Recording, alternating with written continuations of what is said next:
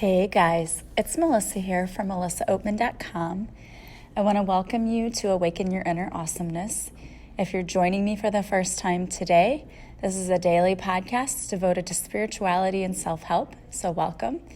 And if you're joining me for the many-th time, welcome back. So I just wanted to talk to you today about being in control of your own life. When I did my meditation and I asked my guides, what do people really need to hear about today? The message that I received is that some of you are not living your life according to your own will. Some of you are living a life that is aligned with what others want for you, not what you want for yourself. This really has a lot to do with speaking your own truth. We talked about this in previous episodes when we talked about opening up that throat chakra. There's so many times in our lives when we want to please other people, we want to do things that we know are going to make others proud, and that starts from a very young age. When you're little, you want to make your parents happy, we want to make them smile, and they have a lot of influence over our lives. Our parents tell us what foods we should eat, how we should dress.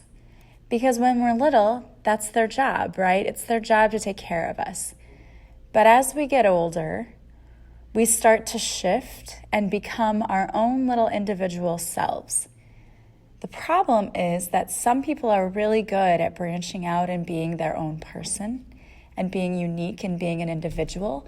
And I find that a lot of those people were that way even as a child. If you ever heard of having a strong-willed child, they didn't want to do what their parents told them to do. They didn't accept things just because their parents said they needed to do it. I very much have a son that is like that. But I also know that he's going to be able to be his own individual when he grows up. And I don't have to worry about him not living his life the way he wants to. But a lot of people have an issue with that.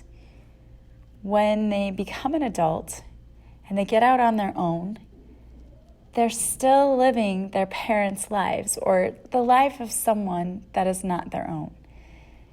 They're trying to please everyone but themselves. And as a people pleaser, and I realize that many of you are, which is probably why you're attracted to my podcast, because I am a reformed people pleaser myself. When you're a people pleaser, it's just natural to want to make people happy. And when we're not careful, what we're actually doing is allowing people to influence our decisions. And the only person that should be influencing your decision, is you. But there's so many of us out there who go to everyone under the sun for guidance, except listening to your own inner guidance, which is your intuition. The thing is, our higher selves know what to do. Our higher self knows what we're here to accomplish. We've already mapped out our entire lives. We already have a purpose. We know what we've come here to do, and we've just forgotten it, as we do when we come here. And we need to be reminded. Your intuition, that inner guidance, knows what you came here to do and is trying to give you little hints along the way. But what we tend to do is, instead of just focusing on ourselves and listening to our higher self, we go to everyone else outside of ourselves for advice. And I'm not saying that it's ever bad to go to someone else for advice, but as I've said many times before, other people don't have to live your life for you. So they can give you advice, but they don't have to live with the consequences of that advice. And what's good for one person may not be good for another. So your friend Jenny may be awesome and have great advice on relationships. And maybe she has an awesome relationship, but she's not in your current relationship. So the advice that she's giving you is based on what she knows about her own relationship. And it may not necessarily apply to your relationship with your partner. And I believe that happens a lot in situations. People go and get advice from other people about their relationships, and then other people get involved, and it becomes a whole mess. Because like I said, getting guidance once in a while is not a bad thing. But you have to understand that the guidance you're getting may not be the best guidance for you. You have to know what's best for yourself. And what I think so many people are lacking is just courage to make their own decisions. Sometimes I wonder if people don't do what other people expect of them, because then if it doesn't work out, they can say, well, you're the one who told me to do that, and they don't have to accept any real responsibility themselves. And I'm not saying that that is the case, but it does come to mind. Because if you make your own decisions and it doesn't work out, you don't have anyone else to blame but yourself. No one else influenced you. But the thing is, I think the most valuable thing is being able to do that, to make your own decision. It feels really good when you're in control of your own life. And trust me, people will try to tell you how to live it. I still have people who try to tell me how to live mine. I just had someone, a close friend, the other day who suggested that maybe I should give up this business that I have and doing that, because maybe it's just too much work and I don't have enough time for other things in my life. That wasn't received very well. I can tell you that advice. And the thing is, I understand what my friend was trying to say. She was saying that she didn't want me to be stressed out and to work too hard. And I get that. It is all about finding a balance. But the suggestion that I completely quit what I've devoted a lot of energy and passion into for about a year, something I love doing, and something that's just starting to grow, and it's gaining more and more strength, to tell me to stop or to quit. If I listened to other people, I would have quit a long time ago. I had people all along the way who kind of looked at me like, what the hell are you doing? And why are you doing this? And you should probably just quit doing that.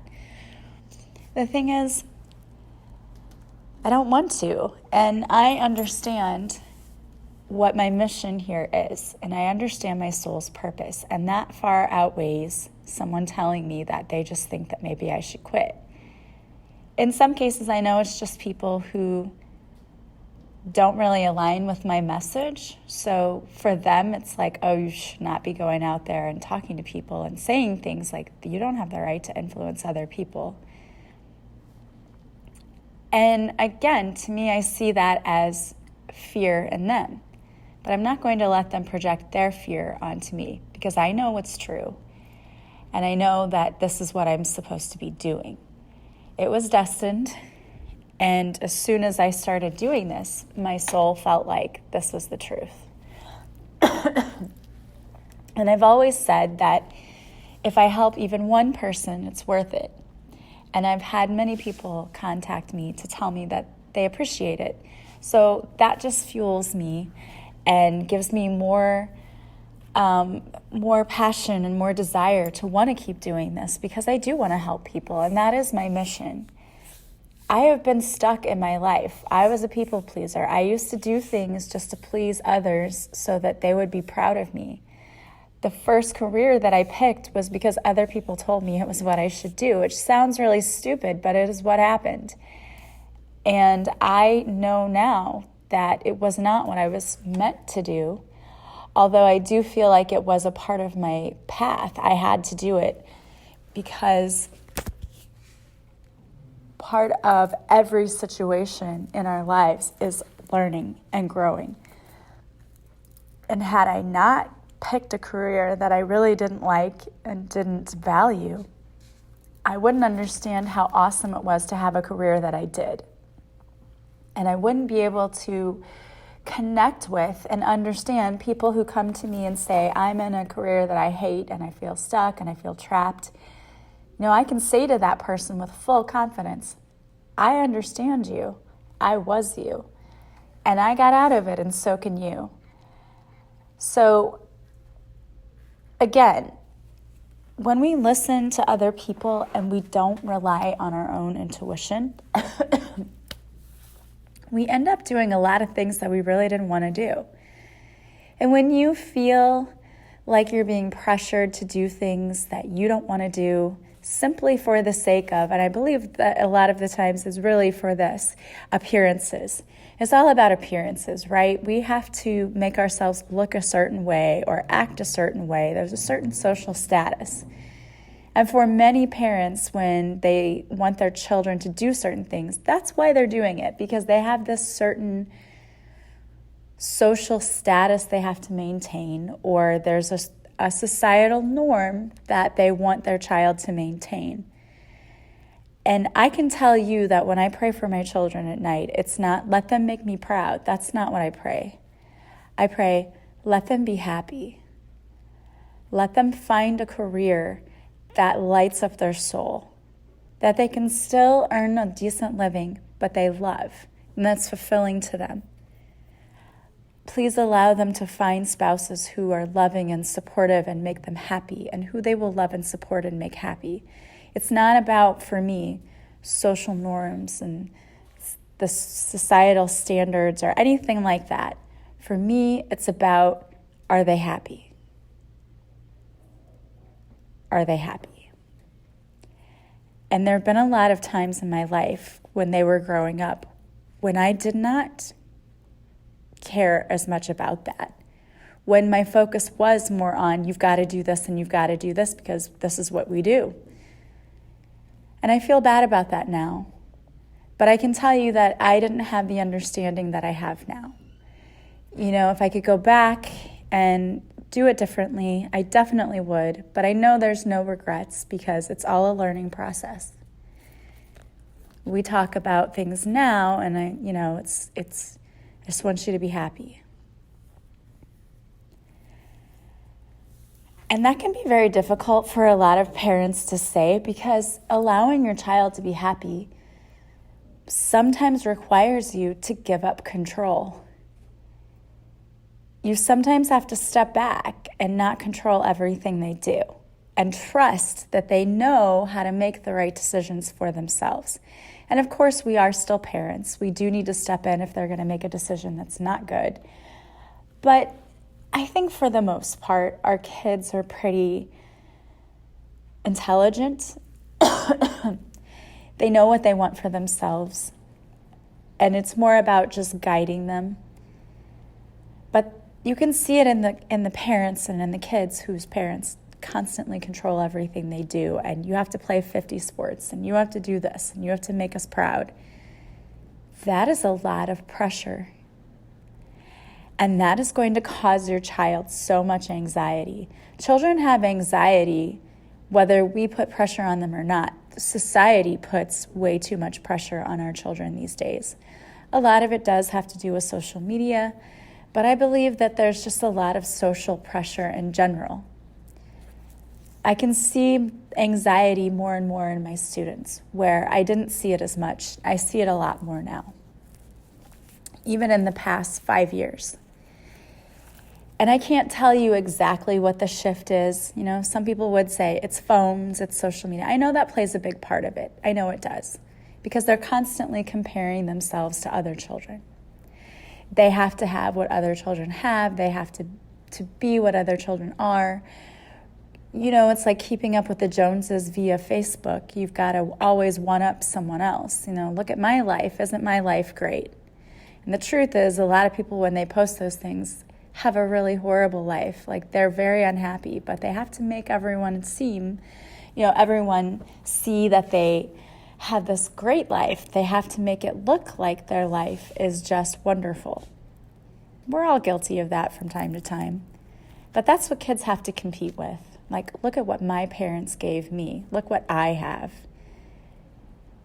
And that does cause an increase in anxiety. But I also feel like as parents, we're causing an increase in anxiety sometimes too. Because I feel like with the invention of social media, parents also have to compare, right? Look at my kid. Look at my honor child. Look at what they've accomplished. And I'm not saying that you shouldn't be proud and you shouldn't put those things out there. No, I mean, obviously we want to praise our children and be proud of them. But to what extent? I just don't know if we're focusing on the right things, because number one, I'm a firm believer that a standardized test does not show someone's intelligence. I'm sorry. I know I'm a teacher and I shouldn't say it, but I'm going to say it. I don't believe that a standardized test accurately tells how intelligent someone is. There are many, many, many types of intelligence and only one type of test. And so that makes zero sense to say that we're basing everyone's score off this one test. I think that's ridiculous. And that's what we've become. And while we were always that way, when I was a student in elementary school, we still had to take standardized tests. So we've always been that way. But I think what changed was the way we taught was we need to think outside the box and we need to teach them in multiple ways, but then they have to take a standardized test. So that really doesn't match up. And we're just comparing. And so that causes a lot of stress for them and anxiety, as it probably did for you. You probably remember being in high school, deciding where you wanted to go to school, what you wanted to study, or what you were going to do with your life after high school. And for many of us, we didn't want to disappoint our parents. So we might have chosen the career that they really loved or really wanted for us. Or we might have played the sport that they really wanted to play or that they did play so we could follow in their footsteps. And I think that's a sweet notion of wanting to do that for your parents. But the problem comes in when it no longer becomes your passion, it's someone else's.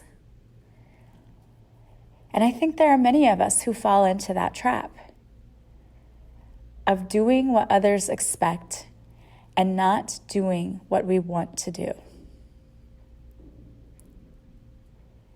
And if you're sitting there feeling super uncomfortable or you're thinking like, oh my gosh, you're talking directly to me, it's because I am. I know that there are several people out there who need to hear this. The universe does not want you to hide behind someone else's shadow. Your goal here is not to live someone else's idea of your dream life. Your goal is to live your own dream life. And it's pretty hard to be living a dream life when you're in a career or a marriage or whatever that you're not happy with.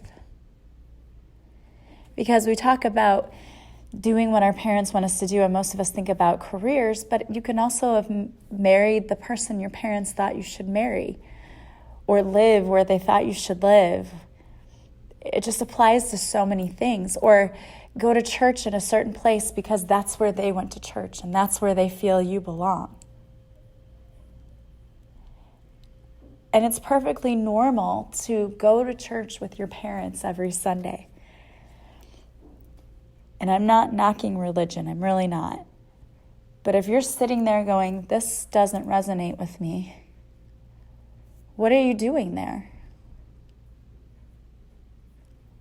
Because I can tell you from my own personal experience, going there every Sunday and sitting there and feeling like, I just don't get this. This just doesn't resonate. It doesn't feel true to me. Doing that week after week just became a waste of my time. Because I had more questions than I did answers. And it's different for everyone. You may go to church every Sunday and be like, I love my church, it's so awesome. That's great. I hope you do. That wasn't my point, was to, I wasn't trying to put down any kind of religion at all, believe me. My point was, why are you going? Like, are you going to the church service every Sunday just to make your parents happy? Or you go because you love it and you can't wait to be there and you love being in the company of all the people who go there and worshiping and all of those things? I'm basically just trying to push you outside your comfort zone a little bit and make you think about it.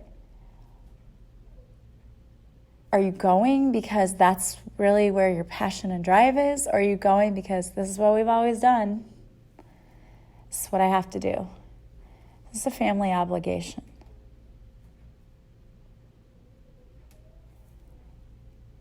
Because there's a lot of things in life that become obligations, right? Like, this isn't really what I want to be doing. I just feel like I have to. And we've talked about this before. When you're stuck doing things you don't want to do, behaving in a way you don't want to behave, you're not speaking your truth, you're not being your authentic self, and that's where our throat chakra becomes blocked, and we can experience physical symptoms, like sore throats, laryngitis, neck pain, thyroid issues. You can experience things like addiction, trouble making decisions, feeling like people walk all over you. Those are all things that can occur when you have a blocked throat chakra. And if you're out there going, oh, that's me, what do I do? There are a lot of things you can do. The first thing you need to do is start speaking your own truth. That's not easy. For some people, that actually is a huge trigger. It's a trigger because if you disappoint your parents or your husband or whoever, if you disappoint them, that almost causes panic for some people, doesn't it? It's like you feel this anxiety and you get this pit in your stomach and you feel sick. Some people even start to have a panic attack.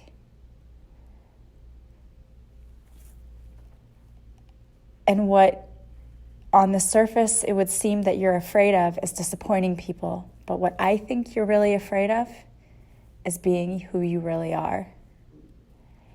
Because you have to be really vulnerable if you're going to be your true, authentic self.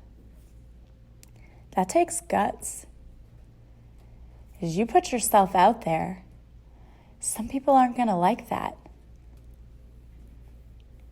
They're not. And here's why. Because if you're speaking your truth and you're setting boundaries for yourself, those people who constantly roll over your boundaries, walk all over you like a doormat, those people aren't going to like it. Because you're standing up for yourself. You're doing what you want to do, and you're doing what's best for you. And they're not going to like it. And you know what I say to that? Tough. Oh well. My aunt used to say they can get glad in the same pants they got mad in. I always thought that was a weird expression, but it's true. If they want to be in your life, they'll accept it. And if they don't, they'll move on. And I always feel like those who walk out of your life, they're actually giving you a gift. Because you don't need people in your life who don't love and support you. And if someone can't handle that you're sticking up for yourself, then they don't love and support you. They just want to manipulate you. So when you start speaking your authentic, true self, you're going to see who your true friends are. And I will guarantee you that you're going to have a few people in there who really weren't true friends. And as much as that hurts, it's also okay.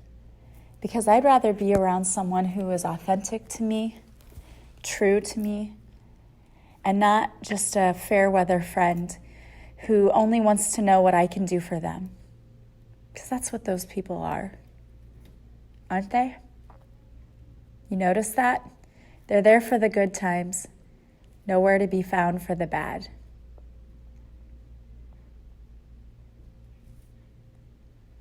Something to think about. All I know is that the universe wants you to live your very, very best life.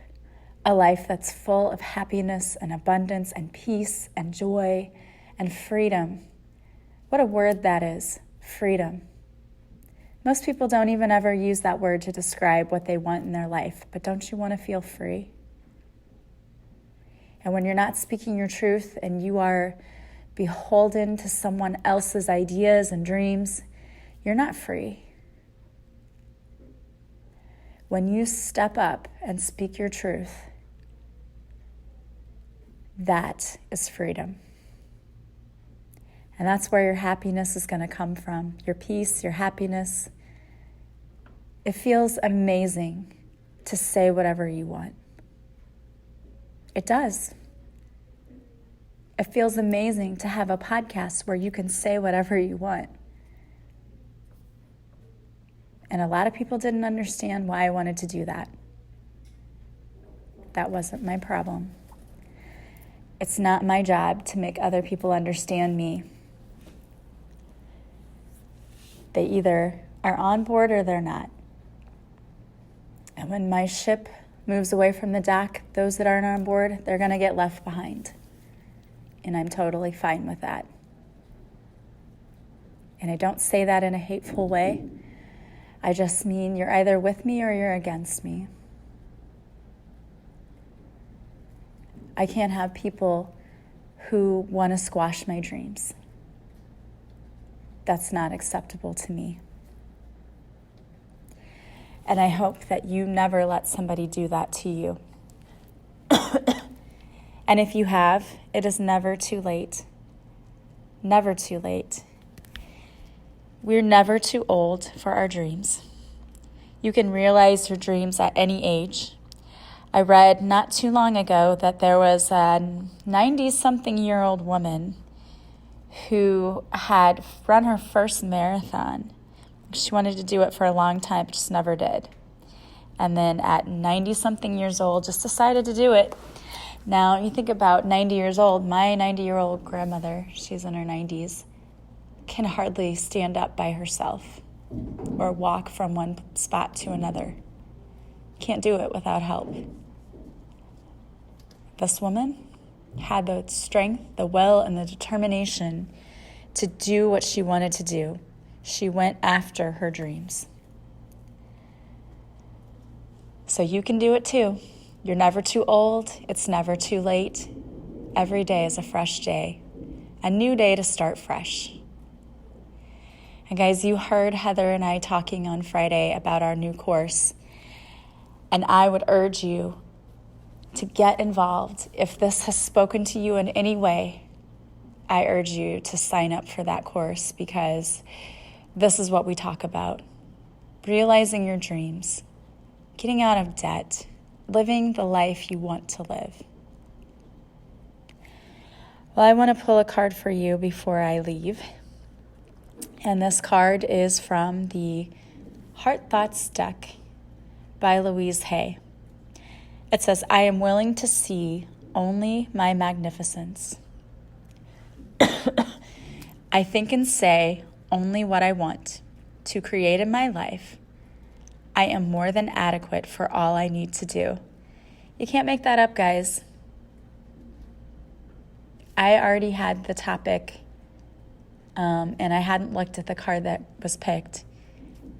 It goes hand in hand. Only think and say what you want to create in your life. You are more than adequate. You are more than adequate for all that you need to do.